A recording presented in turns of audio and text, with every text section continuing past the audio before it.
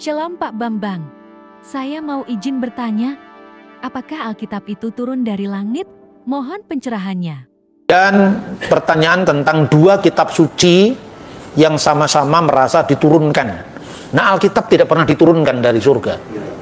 Jadi itu beda pandangan. Jadi artinya kenapa kita seringkali terlalu resah dengan klaimnya orang lain.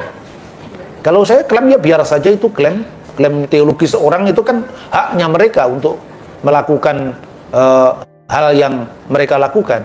Jadi kalau saya mengatakan istri saya Bu Safa, istrinya orang lain misalnya namanya Maria, saya tidak perlu harus mengganggu klaimnya orang atas istrinya, iya tak? Dan orang juga tidak boleh mengganggu istri saya, kan begitu kan? Jadi saya memilih istri saya, orang memilih istrinya, itu adalah wilayah privat. Dan pertimbangan saya memilih istri dan pertimbangan orang lain memilih istri, itu kriterianya beda-beda. Apalagi bicara tentang kitab suci. Jadi kalau definisi kitabnya saja tidak sama, kenapa harus kita klaim sama-sama turun dari Tuhan? Ya, setiap agamanya nama kitab suci itu bukan dari Tuhan, dari manusia. Dari Tuhan itu kan keyakinan tentang kitab suci. Kitab suci itu Kodeks Vatikanus ditemui di Vatikan, Kodeks Sinaiticus ditemukan di Sinai. Tintanya juga dari getahnya pohon waktu itu dibuat nulis, kertasnya dari kertas papirus, semua kan manusia itu. Tidak ada kitab yang turun dari langit. Tapi bahwa idenya itu diyakini turun dari surga, lah itu wilayah lain, bukan wilayah sejarah. Itu wilayah meta historis, di luar sejarah. Nah, karena itu dibedakan antara keyakinan dengan faktanya. Nah, itu contoh sekarang soal keyakinan. Orang Muslim mengakui bahwa Tuhan menurunkan kitab. Kata menurunkan ini tidak ada dalam agama Yahudi, tidak ada dalam agama Kristen. Itu pandangan khas Islam, bahwa Taurat diturunkan dari surga, diberikan oleh Tuhan kepada Musa, Zabur diturunkan kepada Nabi Daud, Injil diturunkan kepada Nabi Isa, Al-Quran diturunkan kepada Nabi terakhir Muhammad Sallallahu Alaihi Wasallam. Ya biarkan saja, sejahterakah mereka dengan keyakinan itu, tapi itu bukan iman kita, kan seperti itu. Nah, tapi sekarang kalau kita lihat, apakah klaim kitab turun itu juga diyakini oleh orang Yahudi? Itu jadi masalah. Orang Yahudi tidak percaya kitab Taurat itu turun secara kata demi kata dari surga, sebagaimana orang Muslim meyakini kitab Quran itu didiktekan kata demi kata dari surga. Kepada Nabi Muhammad di Gua Hira itu misalnya disuruh membaca Iqra bismi rabbikal ladzi khalaqal insana min 'alaq dan seterusnya, dan itu kemudian ditulis. Itu pandangan Islam. Kalau Anda melihat dalam pandangan Yahudi misalnya, Dibra Torah Kileson Bene Adam, Taurat itu berbicara kepada kita seperti atau lewat bahasa manusia. Makanya Taurat itu adalah produk manusia, tapi gagasan-gagasannya, revelationnya, wahyunya dari surga, tapi ditulis dalam bahasa manusia. Musa menulis sampai pasal 34 kitab Ulangan ayat 4, tetapi mulai ayat 5 bukan Musa yang menulis. Maka matilah Musa. Masa Musa menulis kematiannya sendiri? Ya kan? Lalu ketika orang Islam memahami ajaran Tauratnya Yahudi, dia katakan, wah ini bukti kalau Taurat itu sudah dipalsukan. Masa Taurat diturunkan kepada Nabi Musa, kok Musa menulis kematiannya sendiri? Bener kan? Itu kan ukuran Islam. Tidak pernah ada orang Yahudi yang percaya Musa menulis seluruh Taurat. Kata Baba Batra, salah satu dari traktat yang orang Yahudi menyebutnya sebagai Torah lisan, mulai dari pasal 34 ayat 5 itu yang menulis Yosua. Jadi ditanya kepada orang Yahudi, ya tidak semua ditulis oleh Musa. Ini kan salah pahamnya teman Muslim aja tentang iman Kristen. Nah, itu harus clear. Saya juga tidak pernah mengganggu ajaran Islam, saya tidak pernah menyalahpahami ajaran Islam, tapi tolong dong jangan mengukur iman saya dari ukuran mereka. Karena pandangan firman turun dari surga tidak pernah ada dalam Yahudi maupun dalam Kristen. Dalam Kristen dikatakan setiap kata dari firman Tuhan itu diilhamkan oleh Roh Kudus. Diilhamkan itu bukan didiktekan. Gagasannya diberikan kepada para penulis, tetapi para penulis itu menulis dalam konteksnya masing-masing, memiliki pembaca masing-masing, budayanya masing-masing, bahasanya juga berbeda. Maka disinilah letak kesalahpahaman itu.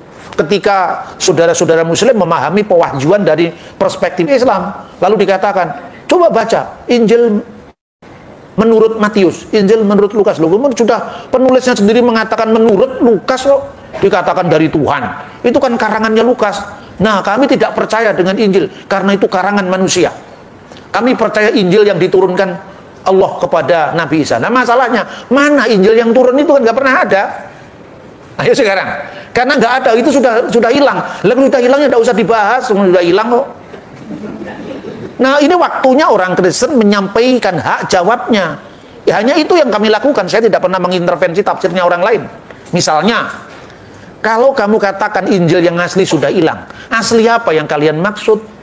Sebab kami punya dokumen dari Injil yang tertua yang hanya berjarak 18 tahun dari penulisnya. 18 tahun itu bukan waktu yang panjang.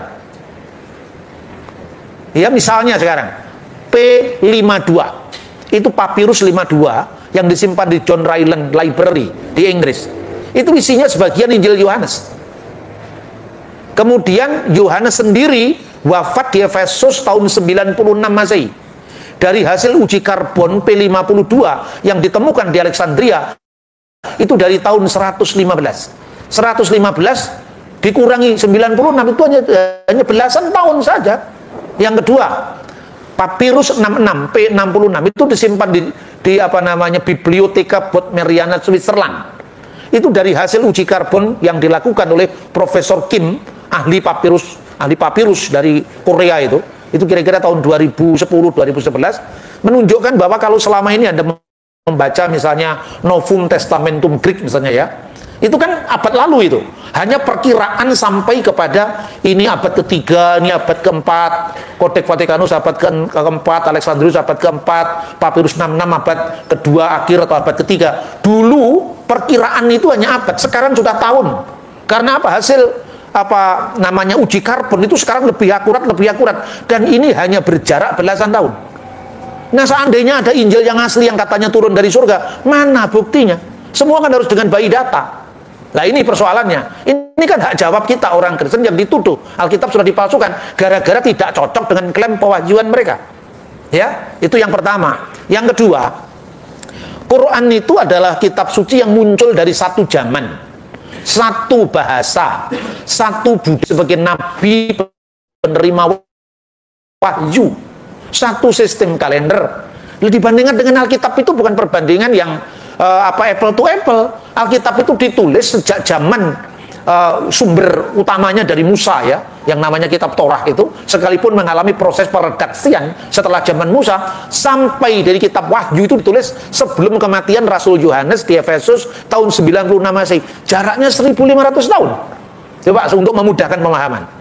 Membandingkan Quran dengan Alkitab itu sama dengan membandingkan, kan satu zamannya. Bahasanya cuman kalau nggak Inggris, sedikit Jawa karena beliau ibunya bapaknya orang sah. Cukup satu bahasa Indonesia atau bahasa Jawa atau sedikit Minahasa yang anak-anak atau orang-orang itu ya, plus bahasa Inggris cukup. Waktu Pak Prabowo mengungsi di Yordan pun dia tidak ngerti bahasa Arab juga. Kan lebih simpel. Kalau bicara tentang Pak Prabowo, tanggal berapa Pak Prabowo pergi ke Yordan, itu bisa gampang dicari tanggalnya. Tahunnya juga tahun Masehi, kalender Gregorian yang ditetapkan oleh Paus Gregorius tahun 1582, gampang sekali.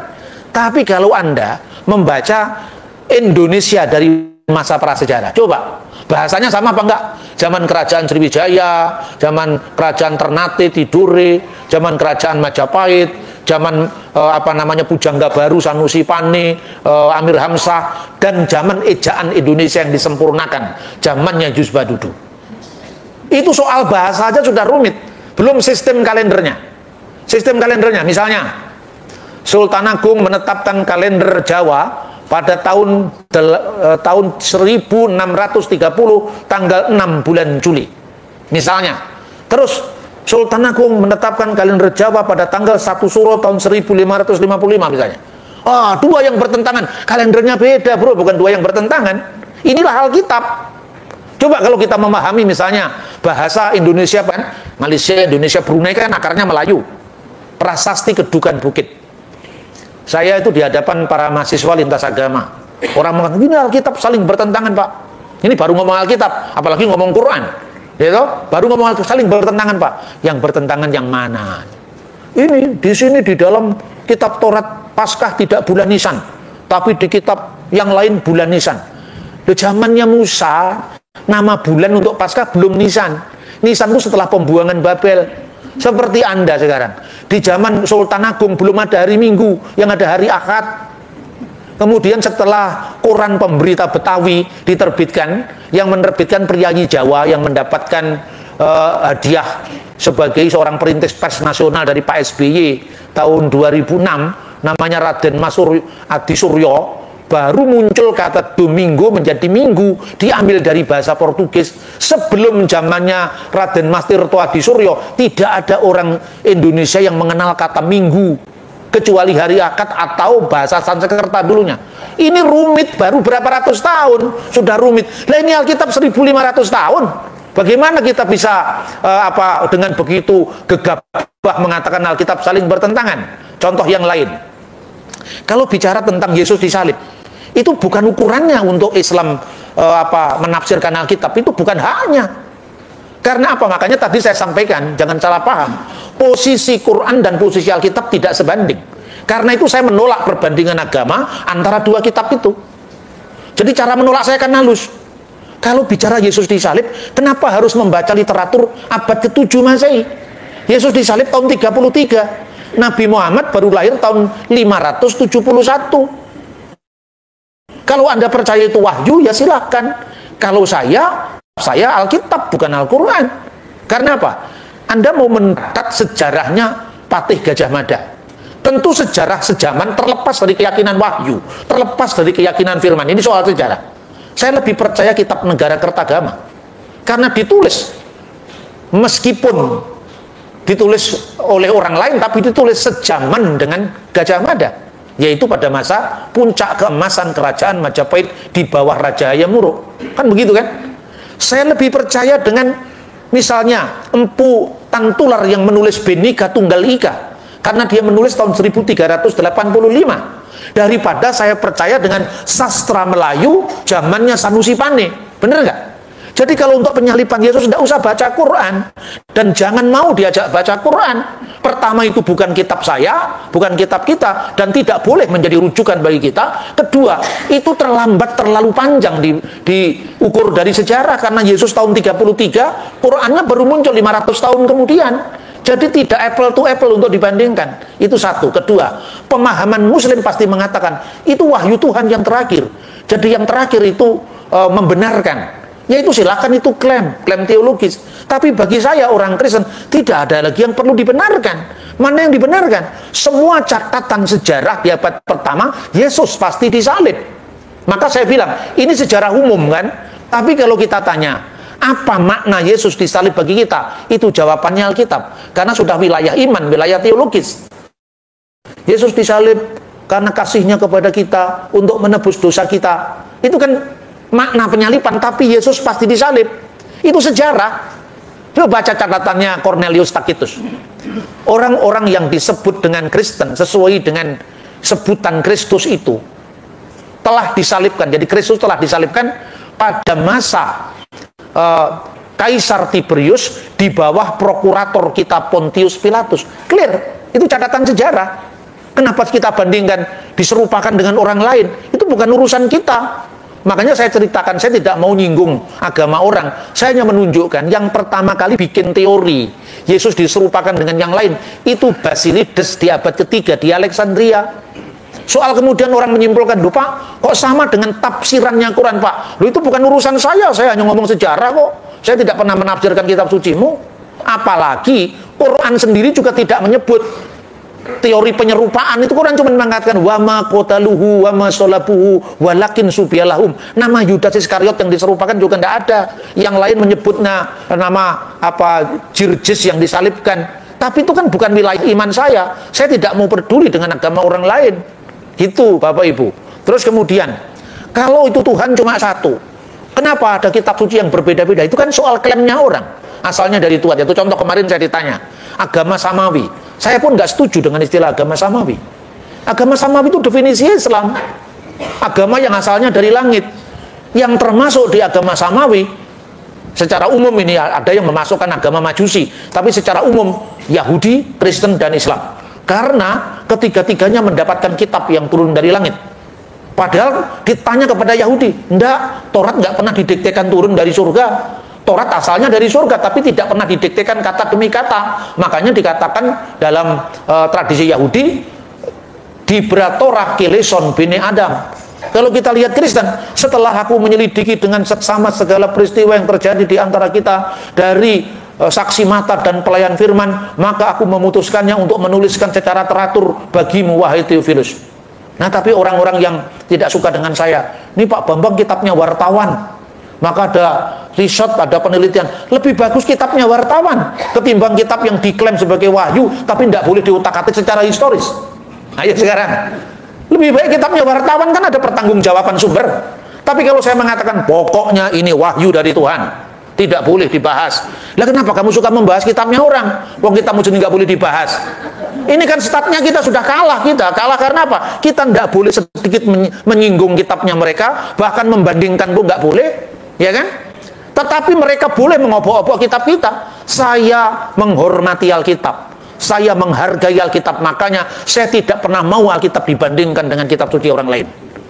Kan gitu. Itu cara saya melindungi properti rohani saya. Dan apa yang saya sampaikan itu bukan hanya dari saya pribadi loh. Anda membaca misalnya tulisannya Moshe ben Maimun, seorang rabi Yahudi abad pertengahan. Dia mengatakan, kamu boleh mengajarkan Taurat kepada orang Kristen. Kenapa? Karena orang Kristen itu sekalipun tafsirannya salah, di mata orang Yahudi kita salah kan, soal Yesus penggenap Taurat itu mereka nggak setuju. Sekalipun tafsirannya salah, tapi Tauratnya yang ada pada mereka persis sama dengan Taurat kita. Di perjanjian lama kita itu kan sama dengan Tauratnya Yahudi, hanya tafsirannya yang disimpangkan karena mereka kurang pengetahuan katanya. Tapi kalau mereka dikasih tahu baik-baik, niscaya mereka akan kembali ke ajaran yang benar. Itu kata Rabi Moshe ben Maimun. Tetapi kamu dilarang mengajarkan Taurat kepada orang Muslim. Dia menyebut kata Yismaelim, orang-orang kaum Ismail. Kenapa tidak boleh? Karena mereka tidak percaya dengan kitab suci kita itu asli. Kitab suci kita sudah diubah-ubah bagi mereka. Kalau cocok mereka kutip kitab suci kita. Tapi kalau nggak cocok mereka menuduh palsu. Makanya jangan mengajarkan Taurat kepada orang Muslim. Sekali lagi saya tidak pernah menilai, saya hanya mengutip tulisannya Rabi Moshe ben Maimun. Silakan dicek sendiri. Gitu?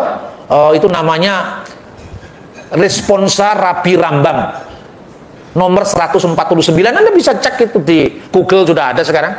Jadi artinya itu. Jadi kalau orang mengatakan orang Kristen itu membaca Taurat, kamu tidak ngerti sejarah. Memang Kristen asalnya dari mana? Kristen asalnya dari Yahudi.